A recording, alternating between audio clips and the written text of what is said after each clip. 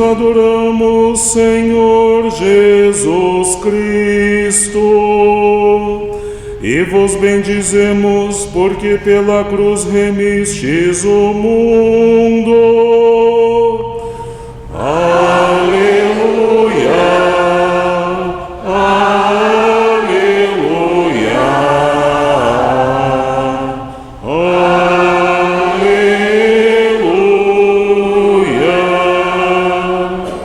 O Senhor esteja convosco.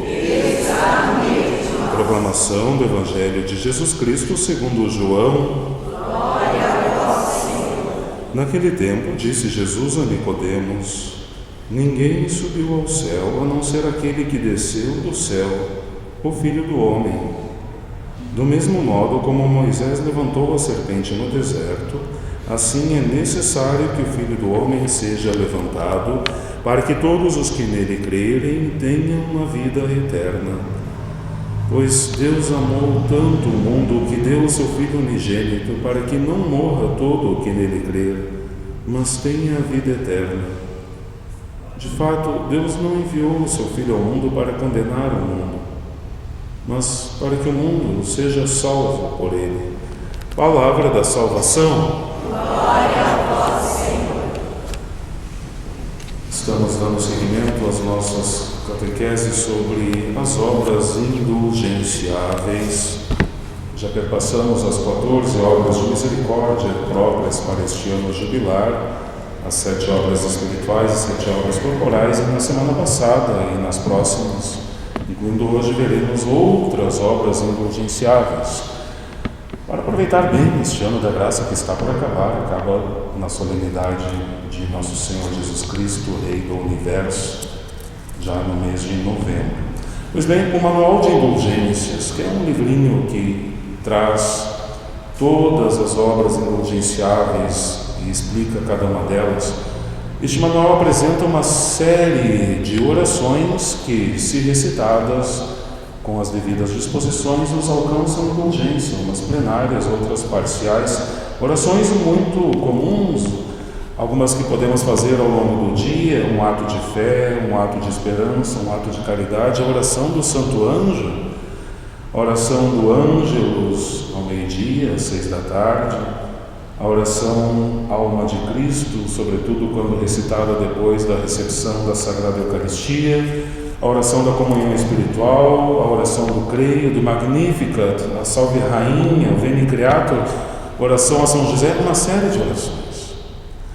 E a Igreja proporciona que essas orações nos alcancem indulgência, com um intuito bem concreto, intensificar a nossa vida de oração. Mas pode acontecer que, dada a facilidade de alcançar uma indulgência, recitando, por exemplo, a oração do Santo Anjo, que é tão curtinha, pode acontecer que caiamos no risco de recitar as orações como se fórmulas mágicas fossem, como se fossem assim, tipo um encantamento.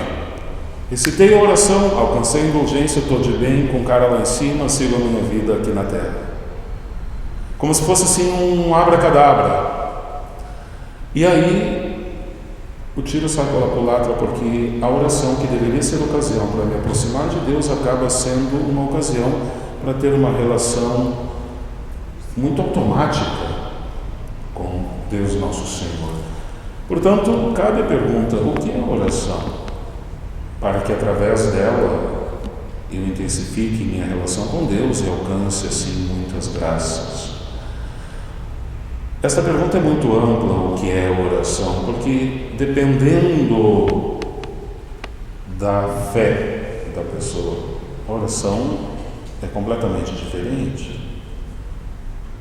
É diferente a oração de um budista, é diferente a oração de um umbandista, é diferente a oração de um espírita, é diferente a oração de um muçulmano, é diferente a oração de um cristão.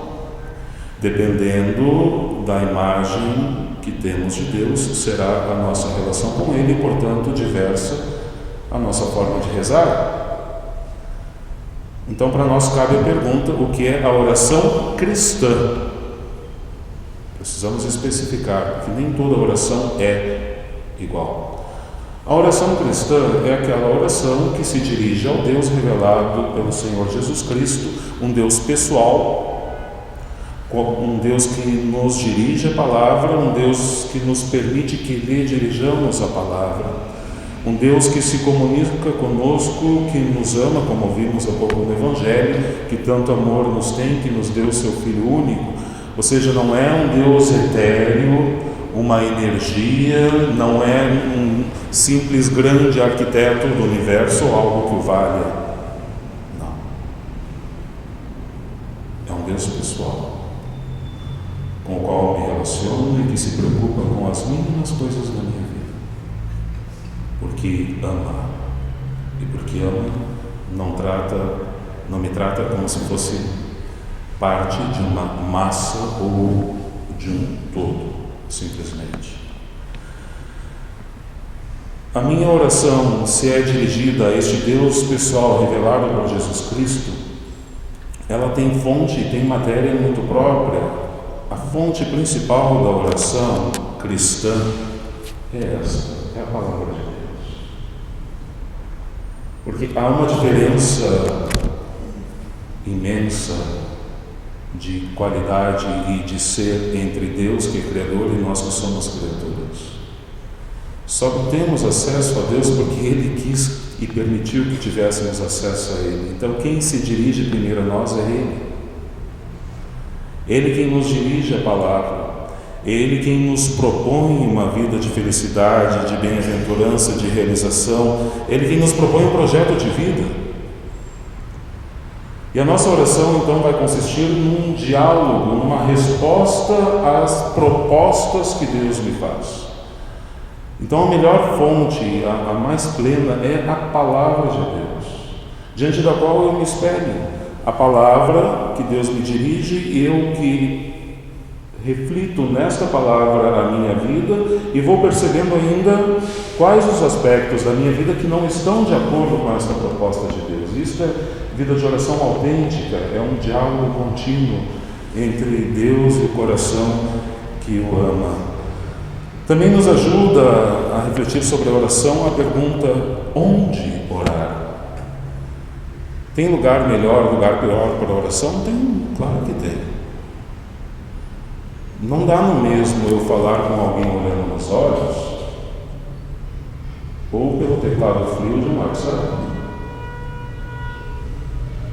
Posso me comunicar de ambas as formas, mas a qualidade da comunicação é diferente numa e noutra situação. Então não dá no mesmo eu rezar enquanto estou caminhando na rua ou rezar enquanto estou diante do Santíssimo Sacramento.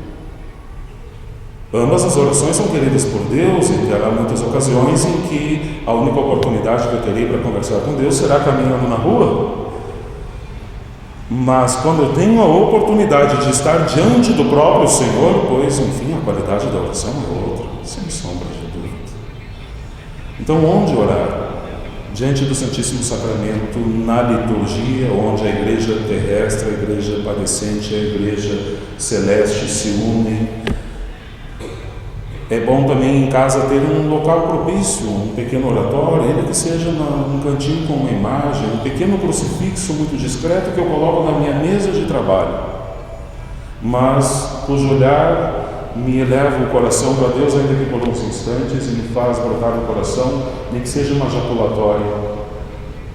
E é claro que em outras ocasiões, todas eu posso fazer delas ocasião de oração, quando estou na fila de um banco, quando estou caminhando na rua, quando estou dentro de um ônibus e assim por diante. Mas alguns lugares nos proporcionam ocasião melhor para a oração. Tem muita coisa que ajuda e muita coisa que atrapalha na oração. Os caras nos damos conta de que não somos somente matéria e não somos somente espírito. Somos uma unidade de ambas as realidades.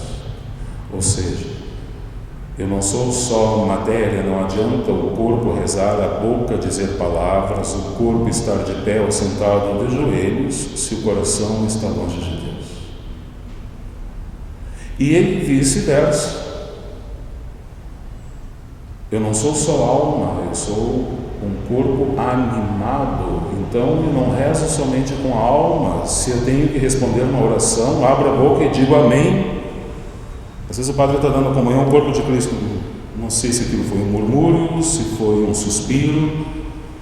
Reza com o corpo, reza com a alma, reza com a boca, reza com o olhar, reza com os joelhos, reza com as mãos, reza com todo o ser. Não dá no mesmo rezar sentado e rezar de joelhos e rezar deitado. As disposições do corpo me ajudam a rezar. É claro, de novo, esclareço, posso estar rezando enquanto estou deitado? Claro que posso. Mas se estou de pé ou se estou de joelho, rezarei melhor, porque estarei pondo todo o meu ser para rezar.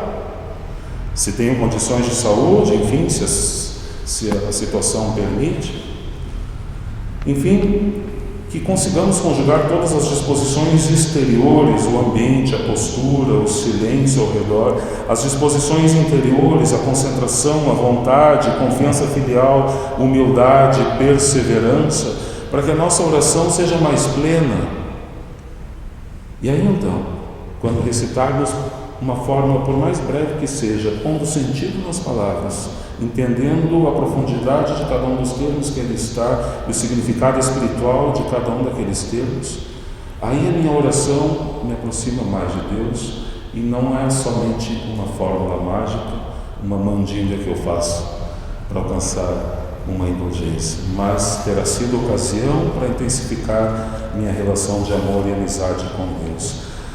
Vale-nos Santa Maria nesta véspera da memória de Nossa Senhora das Dores, para que intensifiquemos a nossa vida de oração, cresçamos na autenticidade da mesma.